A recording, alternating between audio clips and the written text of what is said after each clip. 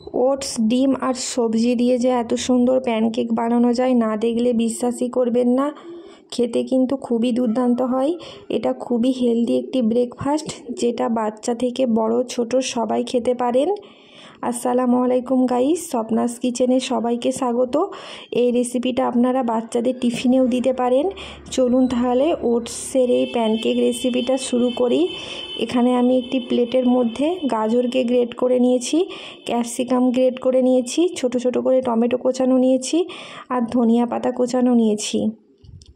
একটি মিক্সিং বয়েলের মধ্যে সমস্ত কিছু উপকরণ আমি দিয়ে দিচ্ছি। দেখুন, একটি মিক্সিং বয়েলে সব কিছু উপকরণ আমি নিয়ে নিলাম। দেখুন, আর বন্ধুরা, আপনারা যদি আমার চ্যানেলে নতুন হয়ে থাকেন, চ্যানেলটি অবশ্যই সাবস্ক্রাইব করে দেবেন আর ভিডিওটি একটি লাইক দিয়ে দেখতে শুরু করবেন। এখানে আমি একটি ডিম ফাটিয়ে নিয়েছি। দেখুন, মশলার মধ্যে কি কি দিলাম দেখুন। বেশি কিছু মশলা দেব না, সামান্য কিছু মশলা দিয়েই আমি এই প্যানকেকের রেসিপিটা শেয়ার করব। এখানে আমি দিলাম হাফ টেবিল চামচ চাট মশলা দিলাম, হাফ টেবিল চামচ দিলাম ব্ল্যাক পেপার আর হাফ টেবিল চামচ দিলাম চিনি। চিনিটা সম্পূর্ণ অপশনাল, চিনিটা আপনারা এখানে চাইলে বাদ দিতে পারেন। আর নুন দিলাম হাফ টেবিল চামচ, আর ভাজা জিরার গুঁড়ো দিলাম আমি হাফ টেবিল চামচ। জিরে গুঁড়োটাও সম্পূর্ণ অপশনাল, এটা আপনারা এখান থেকে বাদ দিতে পারেন। সব কিছু উপকরণ আমি একসাথে খুব ভালোভাবে মিশিয়ে নিচ্ছি। সব কিছু উপকরণকে খুব ভালোভাবে মিশিয়ে নিতে হবে কিছুক্ষণ সময় নিয়ে।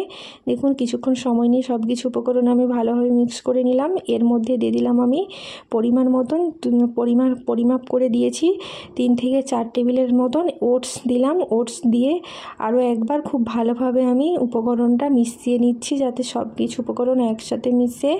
এদিকে আমি আগে থেকে কড়াইয়ে বাটারকে গরম করতে দিয়েছিলাম। দেখুন, বাটারটা খুব ভালোভাবে গলিয়ে নিচ্ছি। দেখুন, আর তাওয়াটা অবশ্য গরম করে নিতে হবে।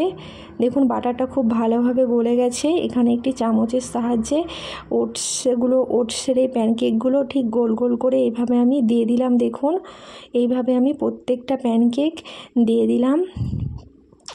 আঁচটা কিন্তু একদম লো আঁচে রাখবেন, গ্যাসের আঁচটা একদম লো আঁচে রেখে ঠিক এইভাবে লাল লাল করে উল্টে পাল্টে আমি প্যানকেকগুলো বানিয়ে নিচ্ছি। দেখুন, এখানে আপনারা বাটারের পরিবর্তে ঘিও দিতে পারেন, ঘি দিয়েও এই প্যানকেকগুলো বানিয়ে নিতে পারেন, বা সামান্য সাদা তেল দিয়েও প্যানকেকগুলো বানিয়ে নিতে পারেন।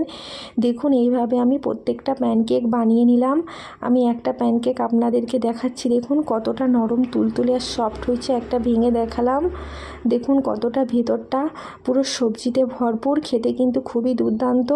আর ভিডিওটি কেমন লাগছে কমেন্টে জানাবেন, আর ভিডিওটি ভালো লাগলে অবশ্যই একটি লাইক, কমেন্ট, শেয়ার, সাবস্ক্রাইব করে দেবেন। আল্লাহ হাফেজ।